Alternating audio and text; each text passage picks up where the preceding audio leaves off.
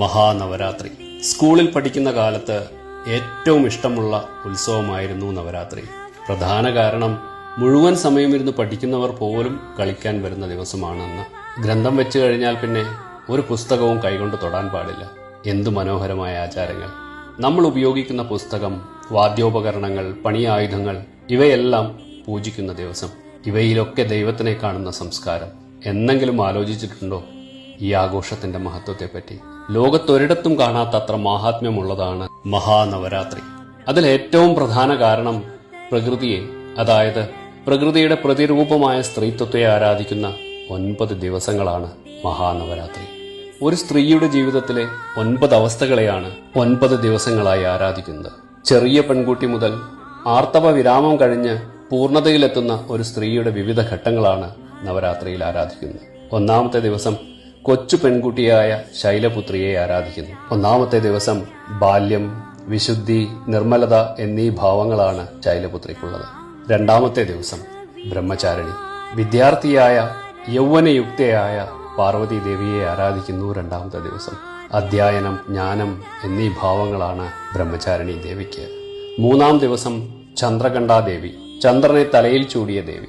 പരമേശ്വരനെ കല്യാണം കഴിച്ചുള്ള സൗന്ദര്യഭാവം ശിവനുമായി ചേർന്നത് കാണിക്കാനാണ് ചന്ദ്രനെ തലയിൽ ചൂടിയ സങ്കല്പത്തിൽ കാണുന്നത്. അതുകൊണ്ട് തന്നെ ശിവ എന്നും പരമേശ്വരി എന്നും മഹാരാജ്ഞി എന്നുമൊക്കെ ചന്ദ്രകണ്ഠാദേവിയെ വിശേഷിപ്പിക്കുന്നു. അർദ്ധനാരീശ്വരന്റെ സങ്കല്പം തന്നെ. മൂന്നാമത്തെ ദിവസം സൗന്ദര്യം എന്ന ഭാവത്തിൽ പ്രകൃതിയുടെ ഭംഗിയെ, പ്രകൃതിയെ തിരിച്ചറിയാനുള്ള കഴിവ് നമുക്ക് ലഭിക്കുന്നു. നാലാമത്തെ ദിവസം കൂഷ്മാണ്ഡ ദേവിയാണ്.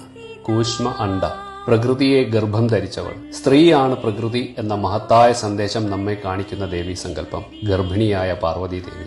ഒരു സ്ത്രീയിൽ മാതൃഭാവം ഏറ്റവും പ്രകടമാകുന്ന സ്ഥിതി. ശാരീരികമായ വേദനകളും ബുദ്ധിമുട്ടുകളും അനുഭവപ്പെടുന്ന അവയെയൊക്കെ സ്വയം തരണം ചെയ്യാൻ കഴിവുള്ള സമയം. അഞ്ചാമത്തെ ദിവസം സ്കന്ദമാത, ഭഗവാൻ കാർത്തികേയനെ മടിയിലിരുത്തിയിട്ടുള്ള പാർവതി ദേവിയുടെ സങ്കല്പം. അഞ്ചാമത്തെ ദിവസത്തെ ലളിതാ പഞ്ചമി എന്നാണ് പറയുക.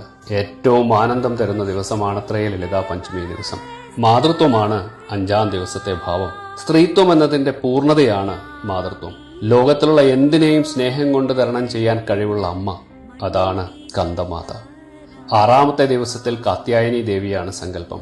കർമ്മപൂർത്തീകരണത്തിന് ശേഷമുള്ള മധ്യവയസ്കയായ സ്ത്രീയുടെ രൂപമാണ് കാത്യായനി ദേവിക്ക്. ഗാംഭീര്യവും ധൈര്യവും ശക്തിയുമുള്ള ദേവി. ഏഴാം ദിവസം കാളരാത്രി ദേവിയാണ് സങ്കല്പം. ആർത്തവ വിരാമം പ്രാപിച്ചിട്ടുള്ള ഒരു സ്ത്രീയുടെ ഏറ്റവും ബുദ്ധിമുട്ടുള്ള കാലഘട്ടമായി ഇതിനെ കണക്കാക്കുന്നു. ദേവിയുടെ പേര് പോലെ തന്നെ ദുരിതമുള്ള രാത്രി, ഏറ്റവും രൗദ്രമുള്ള ദേവീ സങ്കല്പം.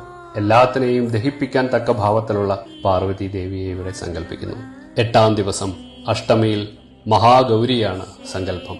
ആർത്തവ വിരാമത്തിലെ ബുദ്ധിമുട്ടുകളൊക്കെ മാറിയിട്ടുള്ള അമ്മൂമ്മ അല്ലെങ്കിൽ മുത്തശ്ശിയുടെ ഭാവമാണ് ദേവിക്ക് അഷ്ടമിയിൽ. അവളുടെ കുടുംബം എന്ന സങ്കല്പത്തിൽ നിന്നും ഉയർന്ന് എല്ലാവരുടെയും അമ്മയാകുന്ന ഭാവം, എല്ലാവരും അമ്മയെന്ന് വിളിക്കുന്ന പൂർണ്ണത. മഹാഗൗരി എന്നാൽ തിളങ്ങുന്നത് എന്നർത്ഥം.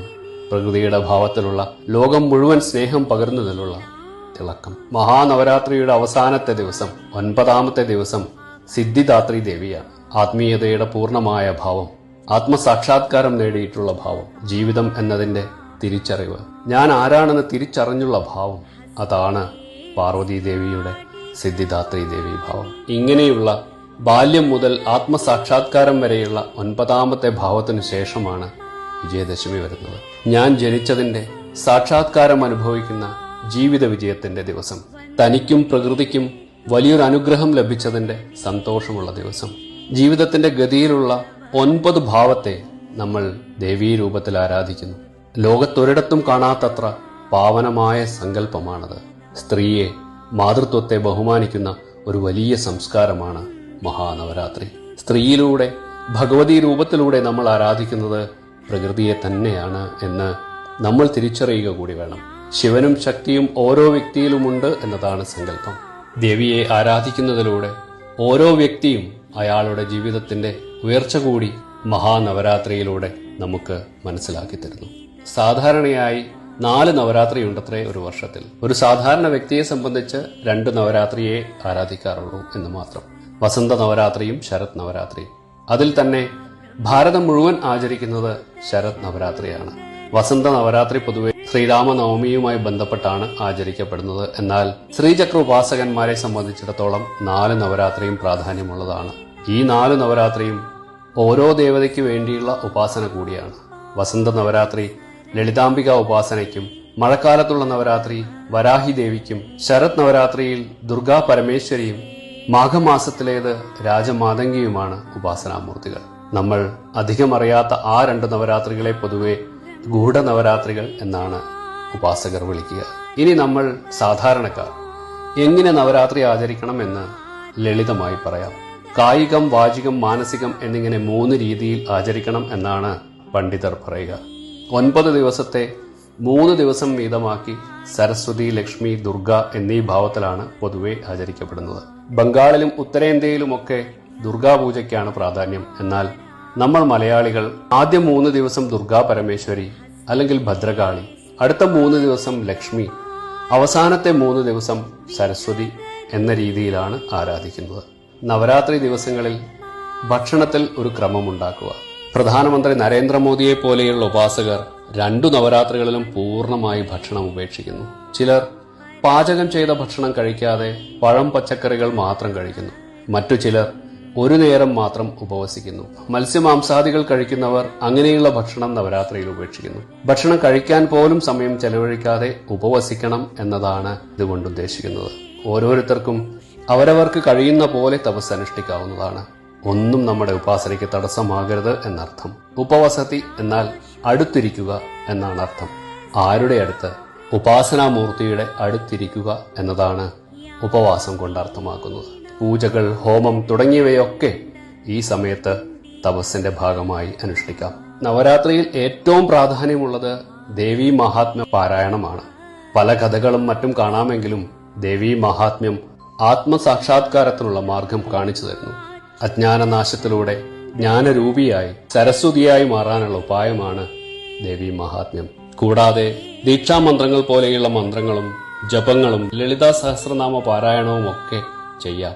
ചില സ്ഥലങ്ങളിൽ ഗർഭ, ബൊമ്മക്കുലു പോലെയുള്ളവ ഒരുക്കുന്നു. ഈ നാടിന്റെ ഭംഗിയാണത്. പല രൂപത്തിലും സമ്പ്രദായത്തിലും ഓരോ നാട്ടിലും വ്യത്യസ്ത രീതിയിൽ ആരാധിക്കുന്നു. എന്നാൽ ആരാധിക്കുന്നത് ഒരാളെ മാത്രം, പാർവതി ദേവിയെ, ജഗദംബികയെ. കായികവും വാചികവുമായ സാധനയിലൂടെ അമ്മയിലേക്ക് ലയിക്കുന്നതാണ് മാനസികമായ തപസ്. മെഡിറ്റേഷൻ പോലെയുള്ള സാധനയിലൂടെ ദേവിയെ അറിയുകയും അതിൽ ലയിക്കുകയും ചെയ്യുകയാണ് മാനസികമായുള്ള നവരാത്രിയിലെ സാധന. തന്ത്രസാധനയിലൂടെ വേദാന്ത ദർശനത്തിലേക്ക് എത്തിച്ചേരാനുള്ള മഹത്തായ സങ്കല്പം, മഹത്തായ ആചാരം, അതാണ് മഹാനവരാത്രി. ഈയൊരു തപസ്സിലൂടെ മനസ്സും ശരീരവും പരിശുദ്ധമാകുന്നു. നമ്മളറിയാതെ നമ്മളിലേക്ക് ദേവീ ചൈതന്യം നിറയുകയും ചെയ്യുന്നു. ഒന്നിന്റെ മുന്നിലും വീണുപോകാതെ നമ്മളെ സംരക്ഷിച്ചു നിർത്താൻ അമ്മ എന്നും നമ്മുടെ കൂടെ തന്നെ ഉണ്ടാകും. സ്ത്രീ അമ്മയാണ്, ഭാര്യയാണ്, മകളാണ്, സഹോദരിയാണ് എന്നൊക്കെ എല്ലാവർക്കും അറിയാം. എന്നാൽ അവൾ പ്രകൃതി കൂടിയാണ് എന്ന് തിരിച്ചറിയുമ്പോൾ നാം അവളെ കൂടുതൽ ബഹുമാനിക്കാൻ തുടങ്ങും. അവളുടെ സന്തോഷങ്ങൾ, അവളുടെ കഷ്ടപ്പാടുകൾ, അവളുടെ ത്യാഗങ്ങൾ എല്ലാം തിരിച്ചറിയുന്നത് കൂടിയാകട്ടെ ഓരോ നവരാത്രിയും. ഓരോ സ്ത്രീയും പരമേശ്വരിയായ ജഗദംബികയാണെന്ന ഭാരതത്തിന്റെ സംസ്കാരത്തെ നമുക്കും നെഞ്ചോട് ചേർത്ത് ആചരിക്കാം. അടുത്ത തലമുറയിലേക്ക് പകർന്നു നൽകാം. ഏറ്റവും നല്ല രീതിയിൽ ഈ മഹാനവരാത്രി നമുക്ക് ഉപവസിക്കാം. അമ്മയുടെ അനുഗ്രഹം എന്നും ഉണ്ടാകും. മനുസ്മൃതിയിൽ പറയുന്നു, എത്ര നാര്യസ്തു പൂജ്യന്തെ രമന്തേ തത്ര ദേവത. എവിടെ സ്ത്രീയെ ബഹുമാനിക്കുന്നുവോ അവിടെ ഐശ്വര്യമുണ്ടാകും. എങ്കിൽ മാത്രമേ ഈ പ്രകൃതിക്ക് നിലനിൽപ്പുള്ളൂ എന്ന് സാരം. അമ്മേ നാരായണ.